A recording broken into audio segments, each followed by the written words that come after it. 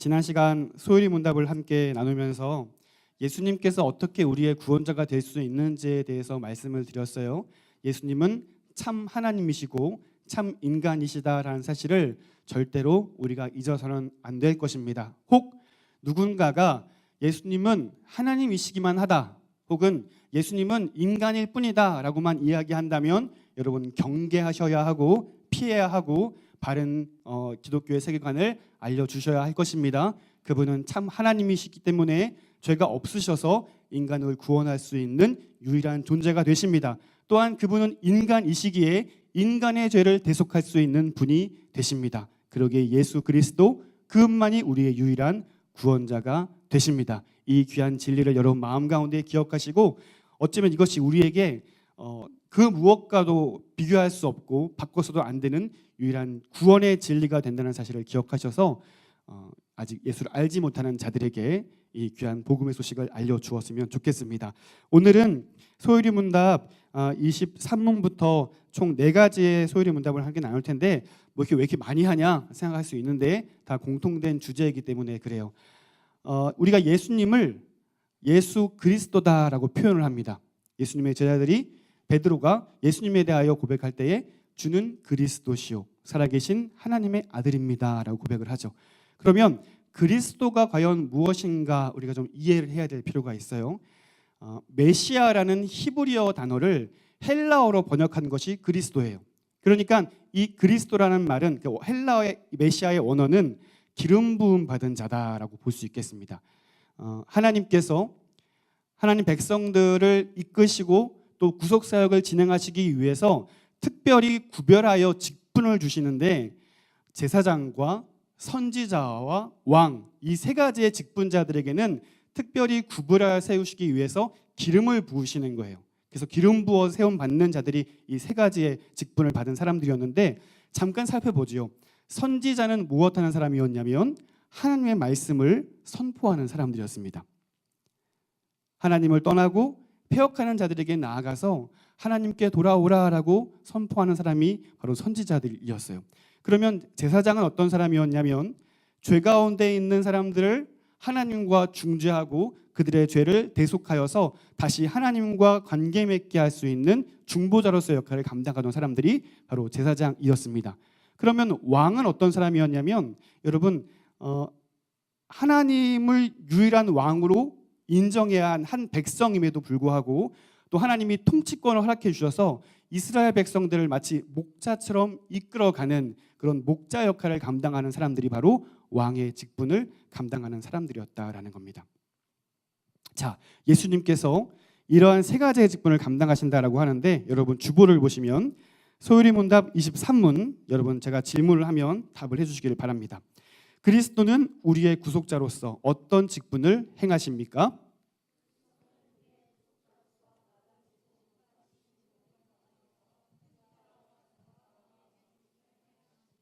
아멘. 자, 이 3가지의 직분, 특히 구약 시대에서 하나님께서 기름 부음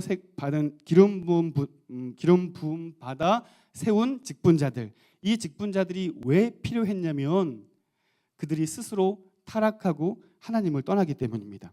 끊임없이 돌이키길 원하셔서 하나님께서 이 직분자들을 세우시는 거예요. 그래서 하지만 그 직분자들이 또한 인간이었기 때문에 상당히 불완전하죠. 그렇기 때문에 우리는 이 3가지의 직분자들을 오실 완벽하게 이 직분을 감당하실 한 분에 대한 예표로서 우리는 생각할 수 있겠습니다. 그러니까 왕도 제사장도 또한 선지자도 곧 오셔서 이 모든 것을 완벽하게 행하실 이게 예표라는 사실입니다. 자, 그래서 오늘 예수님, 예수 그리스도라고 지칭하는 그 그리스도의 3가지의 직분을 차근차근히 나누어 볼 텐데요. 자, 소요리 문답 24문입니다. 그리스도는 선지자 직분을 어떻게 행하십니까? 답해 주세요.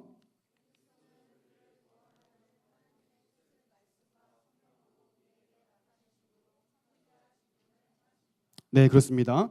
선지자 할 때 우리가 중요하게 기억해야 될 것은 하나님 말씀을 선포하는 것입니다. 그리고 하나님의 뜻을 알게 하는 것입니다.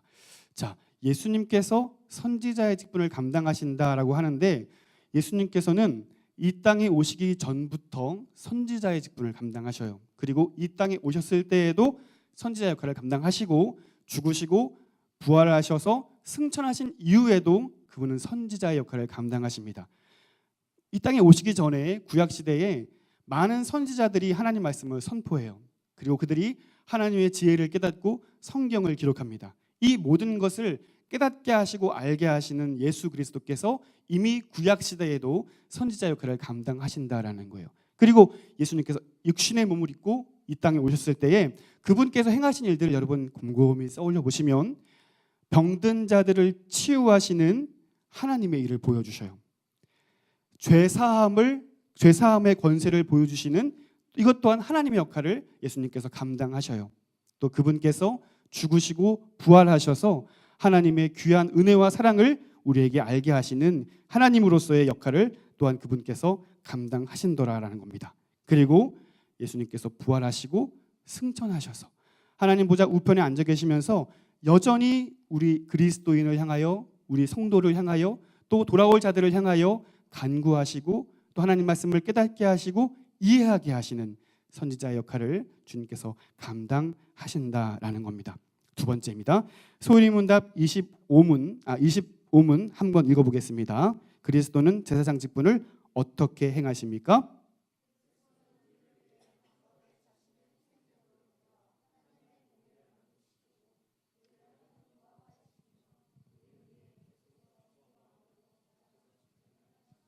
네, 제사장의 주된 사역, 그것은 백성을 대신하여 제사를 드리는 일이었습니다.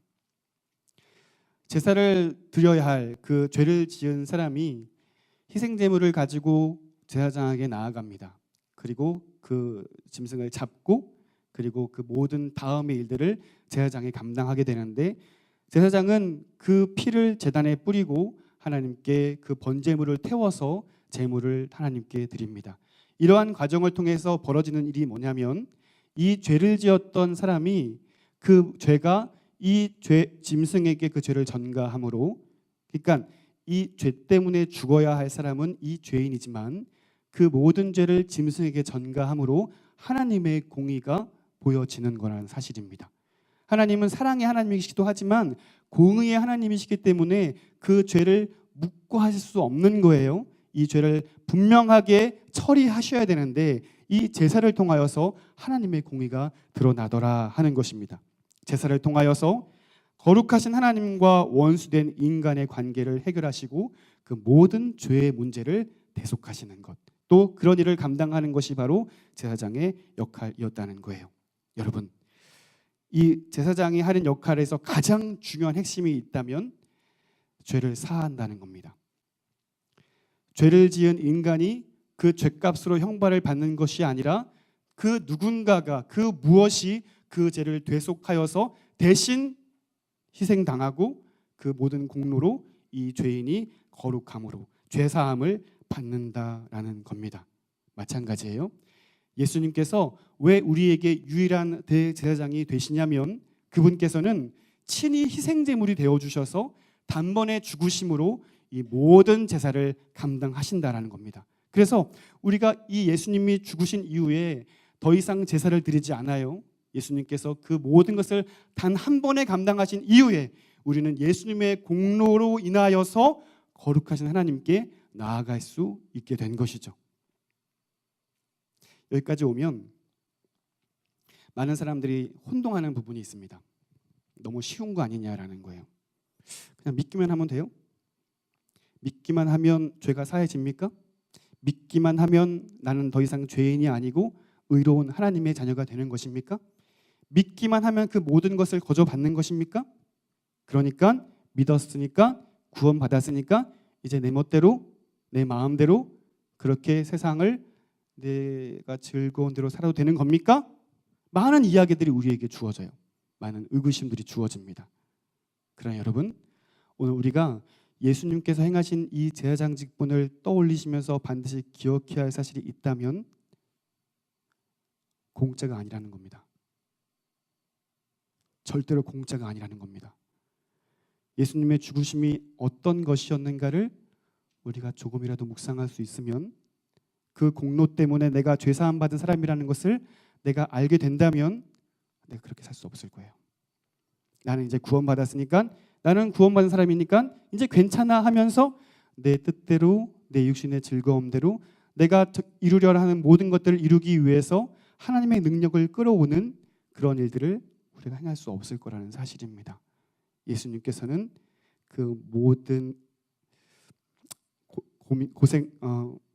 고난과 그 모든 어려움과 그 모든 슬픈 일들과 그 모든 억울한 일들과 그 모든 배척과 그 모든 고난을 저와 여러분을 살리시기 위해서, 저와 여러분을 구원해내시기 위해서 그 일을 행하셨다는 겁니다.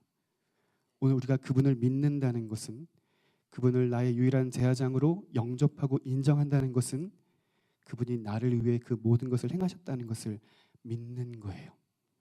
그 십자가는 결국 나의 십자가였다는 사실을 내가 인정하는 것입니다. 주님께서 그 일을 감당하셔요. 그래서 친히 하나님과 원수된 우리를 화평의 길로 인도하셔요. 예수님만이 그 일을 감당하실 수 있고 예수님만이 그 일을 위해서 이 땅에 오셨습니다. 그것이 바로 제사장의 직분을 감당하시는 주님의 모습입니다. 자, 여러분 25문 답변 뒷부분을 보시면요, 두 번째 제사장의 직분을 소개하고 있는데, 우리를 위해 계속해서 중보함으로 제사장 직분을 행하십니다라고 되어 있습니다. 제사장이 번제를 태우는 제사 역할도 감당하지만 또 한 가지 행하는 일이 있는데, 그것은 성막 안에 있는 그 향, 그리고 성뜰 안에 있는 등과 향을 꺼뜨리지 않는 거예요. 계속해서 향을 피우고 계속해서 등잔에 있는 촛불을 꺼뜨리지 않는 일들이에요. 그것이 꺼지지 않기 위해서 계속 그 일을 반복하는 겁니다. 이것이 무엇을 의미하냐면 하나님께 기도를 올려드리는 것을 예표하는 거예요. 그러니까 주님께서 대제사장 되셔서 지금도 하늘 우편에서 저와 여러분을 위하여서 끊임없이 기도하신다는 겁니다. 우리가 기도할 수 없는 그때에도, 정말 기도가 필요한 그 순간에 오히려 기도하지 않는 나를 위해, 여러분 한 분 한 분을 위해 그분께서 말할 수 없는 탄식으로 간구하고 기도하신다는 사실을 여러분 기억하시기를 바라요. 성령께서 친히 그 일을 감당하시는 거예요. 늘 하나님 말씀을 깨닫게 하고 늘 하나님의 일을 알게 하고, 그러니까 그것을 알기 때문에 내 육신의 일과 늘 전쟁을 치르는 거죠. 나는 내 몸이 편한 걸 원하는데 성령은 그걸 원하지 않으시는 거예요. 생각나게 하시고 말씀을 떠오르게 하시고, 그래서 말씀으로 그 상황을 이기게 하시고 말씀으로 그 모든 상황들을, 절망의 상황들을 소망으로 바꿔 나가게 하시고, 사랑하는 예수가족 여러분 안에 계시는 성령님의 음성을 민감하게 귀 기울여 들을 수 있는 저 여러분 될 수 있기를 바랍니다. 그것이 주님을 따라가는 길이며 그것이 예수의 제자로 살아가는 길임을 여러분 기억하십시오. 예수께서 지금도 제사장의 역할을 감당하십니다. 그리고 마지막 세 번째입니다. 26문, 그리스도는 왕의 직분을 어떻게 행하십니까?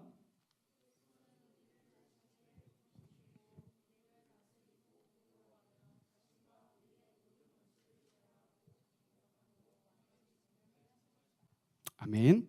자, 왕의 직분은 백성의 대표이기도 하고 또 한 가지 하나님의 대표이기도 합니다.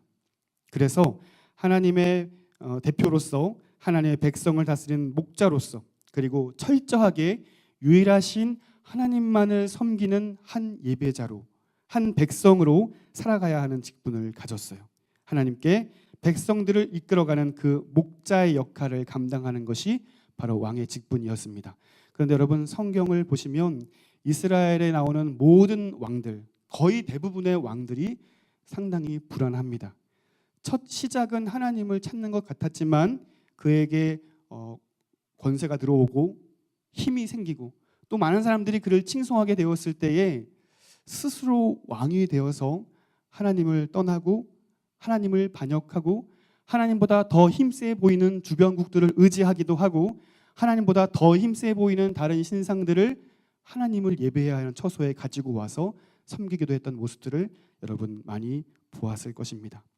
그러나 여러분, 예수님께서, 오직 예수님께서 이 왕의 직분을 온전히 감당하시더라라는 거예요. 예수께서 이 땅에 오셔서 행하신 그 모든 일들은 하나님을 드러내는 일이었어요. 그 많은 기적도, 그 많은 이적도 자신을 자랑하기 위해서가 아니라 하나님이 어떤 분이신가를 백성들에게 실질적으로 보여주기 위해서 그 일들을 감당하셨다라는 사실이에요. 그러나 많은 사람들이 예수를 왕으로 삼고자 그를 쫓고 그를 따르고 우리의 왕이 되어주세요라고 이야기했을 때에 거절하셔요. 아니, 오히려 조용한 곳에 숨으셔서 하나님께 기도하셔요. 그리고 그 생의 마지막 순간에 가장 외롭고 가장 두렵고 가장 절망스러운 그 순간에 하나님께 기도하는데, 그 기도는 하나님의 뜻을 이루는 기도였고 하나님을 나타내는 기도였다라는 사실입니다. 그때에 많은 두려움 때문에 예수님께서 가진 힘과 능력으로 하늘 군대를 모아서 그 모든 것을 물리적으로 해결할 수도 있는 분이셨어요. 하지만 주님께서 그 일을 감당하지 않으시고 하나님의 뜻에 순종하십니다. 왕의 직분 중 하나가 하나님께서 그에게 모든 권세를 주었을 때 그것은 자신을 드러내라고 주신 것이 아니라 내 백성들을 이끌어서 나에게로 계속해서 오게 하라라고 주신 권세였다라는 거예요. 그러나 인간의 왕들은 실패했지만 예수 그리스도께서 이 왕의 직분을 감당하시면서 결국 하나님만 드러나게 하시고 하나님의 뜻만 나타나게 하시고 하나님이 우리의 유일한 왕이시라는 사실을 알려주게 하기 위해서 겸손하게, 아주 겸손하게 순종하셨다는 사실을 여러분 기억하십시오. 우리 말씀을 한 구절 찾아볼까요? 빌립보서 2장 9절부터 11절까지 말씀을 함께 읽겠습니다.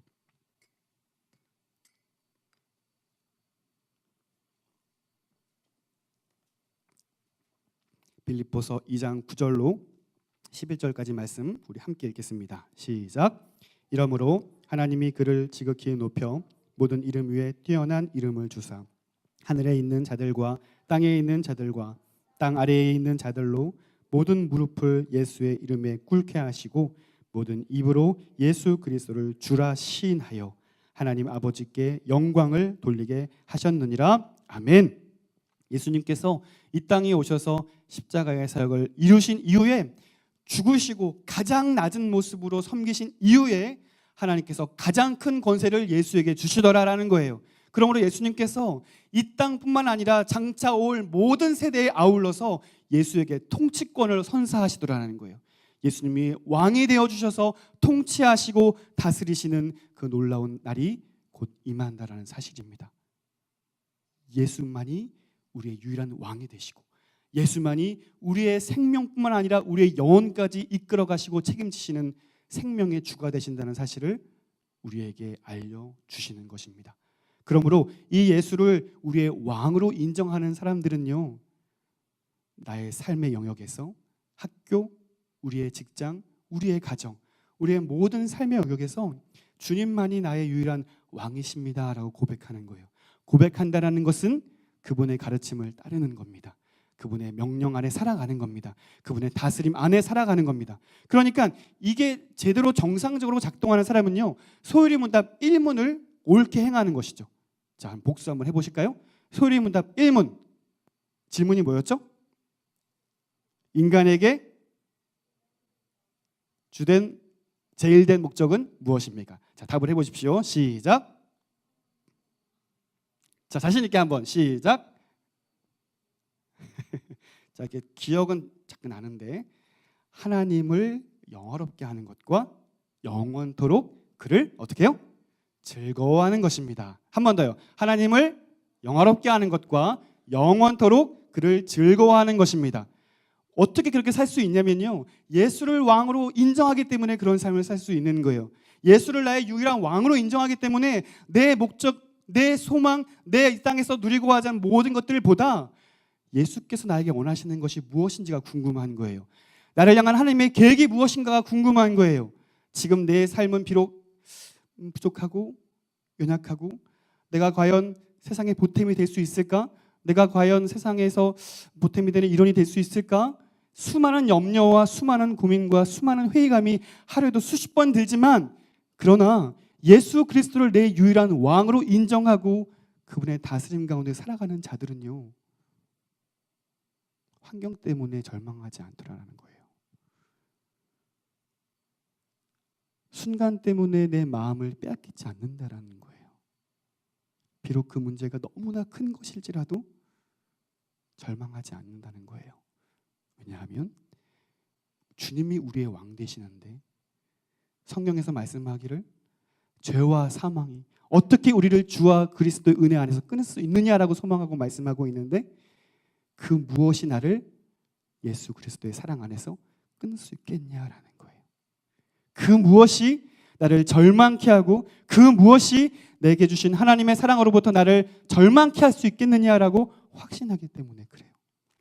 사랑하는 예수 가족 여러분, 예수님께서 우리에게 행하신 일들 때문에 우리는 다시 일어날 수 있는 거예요. 예수께서 우리에게 행하신 일들 때문에 우리는 비전을 바라볼 수 있는 거예요. 단순히 우리가 이 땅에서 잘 먹고 잘 살고 즐기기 위해서 부름받았다면 뭐 강아지나 고양이나 소나 다를 게 뭐가 있겠어요. 그런데 우리 인간은요, 아주 특별하게 하나님의 형상으로 지음받았다라고 말씀하세요. 그 말은 뭐냐면 하나님의 위대한 경륜과 하나님의 위대한 계획이 우리 안에서 온전히 이루어질 것이라는 사실입니다. 그러니까 내가 잘났기 때문에, 내가 능력이 많기 때문이 아니라 하나님이 그 일을 하시기 위해서 우리를 부르셨다라는 거예요. 그리고 예수께서 한 사람 한 사람으로 하여금 그 일을 감당케 하시기 위해서 이 세 가지의 직분을 감당하셨습니다. 정리하죠. 첫 번째는 무엇이었죠? 예수 그리스도의 직분, 선지자의 역할. 두 번째는 제사장의 역할입니다. 세 번째는 왕의 역할입니다. 그래서 예수님만이 유일한 그리스도라 칭함받는 거예요. 예수 그리스도, 기름 부음 받은 자, 그분께서 우리를 다스리십니다. 그분께서 우리를 통치하십니다.